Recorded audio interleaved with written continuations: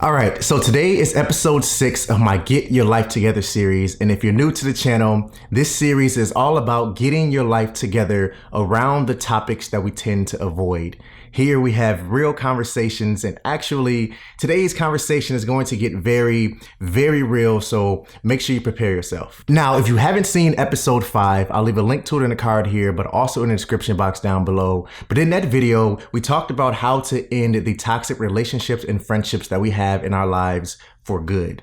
Now, in today's conversation, we're actually going to flip the script. And I'm going to share some points with you that help you better recognize if maybe you're actually being the toxic one in the situation. So with that said, let's go ahead and jump right into the video. Now, the first point that I have for you that I want to share with you is if you're actually talking about someone behind their back. Now, let me explain.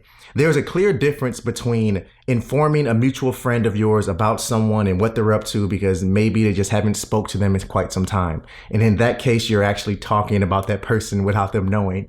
There's a clear difference between that and constantly having something negative to say about someone behind their back. Now, if you're on that end of the spectrum, it may be time to take a step back, give yourself a reality check, and maybe understand and accept that the relationship and that the friendship is not what it used to be. And maybe it's time to allow that distance to grow between you. And if you are on that side of the spectrum, you are the toxic one in the situation. So like I said, give yourself a reality check and then maybe allow that relationship or that friendship to separate because maybe it's just not what it used to be. And now the second point on my list is if all of your interactions with this person are one-sided. If every time you talk to them, it's always about you. You always want something from them. It's me, you.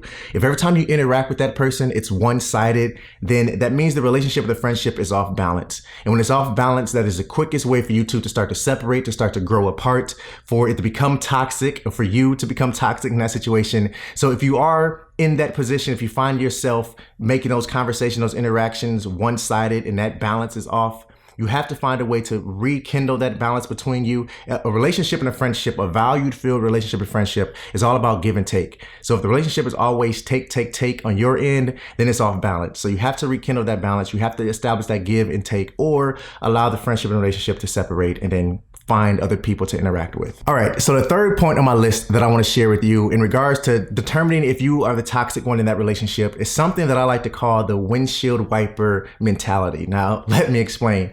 When you look at windshield wipers when it's raining on your car, they're always going back and forth, right? To clear the rain, back and forth. Now, if you have that windshield wiper mentality, when the relationship is good, you're over here. When the relationship is bad, you're over here. When they make you happy, when they do what you want them to do, you're over here. When they make you mad or when you don't get your way or when it becomes toxic or whatever it is, then you're right back over here, right? So if you have that windshield wiper mentality, then you're the toxic one in a relationship. You're the wishy-washy windshield one in a relationship. When things are good, you're here. When things are bad, you're there.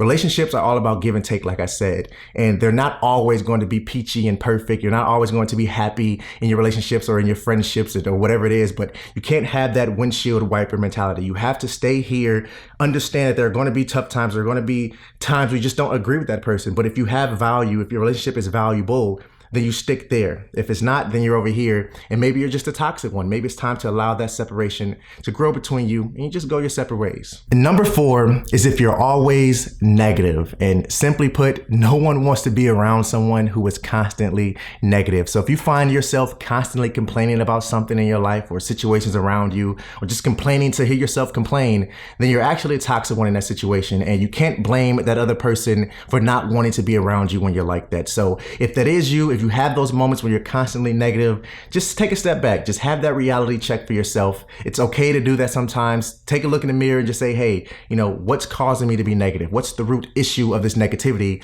Address that so then you can start having a more positive outlook on life and your situations. Just some food for thought. And number 5 is if you're jealous of their success. Now, don't get me wrong. Jealousy is a normal emotion. We're human. We all experience it.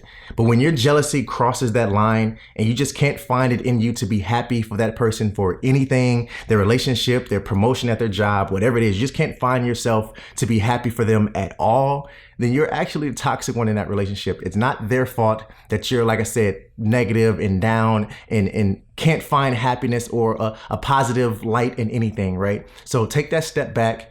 Analyze yourself, have a reality check, figure out what that root issue is. Is it something in you? Is there insecurity in you that's causing you to feel negative about their success? It's causing you to just have a negative outlook or expression about everything. Figure out what that is, take a step back, get your life together, and then approach these new relationships and friendships in your life with more focus and with more value. Okay, now before I share the sixth point that I have for you, I have to ask if you're enjoying this video like I always do. And if you are, make sure you hit a thumbs up for me. And if you're new to the channel, like I said, this is my Get Your Life Together series. We're going to have real conversations around topics that we tend to avoid. So if you're interested in that, if you're interested in minimalism and intentional living, make sure you hit that subscribe button down below and tap the bell so you're notified every time I drop a video. All right, and listen to me carefully. The sixth point that I have on my list is if you're constantly trying to change that person in your life to fit a mold that you created.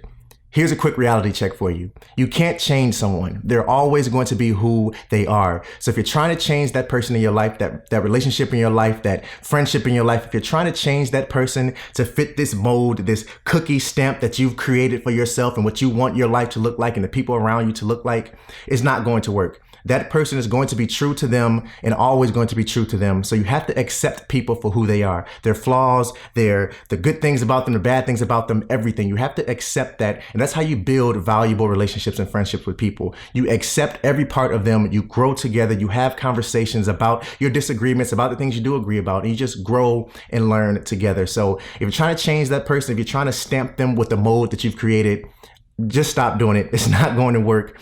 Stop while you're ahead, because if you continue down that road, you are actually a toxic one in that situation. So like I said, if you enjoyed this video, make sure you get a thumbs up for me. Again, if you're new, make sure you hit that subscribe button down below. We're all here in this community. We're all working to get our lives together, to pursue this intentional and minimalist lifestyle that we're all on together. So I'm glad to have you here. And always remember, like I always say, stay true to you. And I'll see you in the next one. Peace.